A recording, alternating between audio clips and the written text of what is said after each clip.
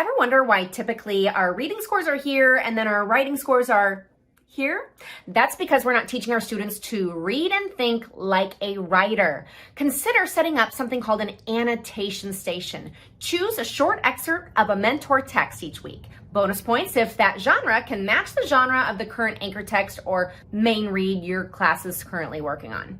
Along with copies of your excerpt, supply some sort of annotation key or legend showing what you want students exactly to mark up. You can have them with different colors or highlighter pens here, but keep it simple. Underline, circle, box. So let's say this week you are working on proper nouns and grammar, but you're also working on using transition words to show sequence in an essay.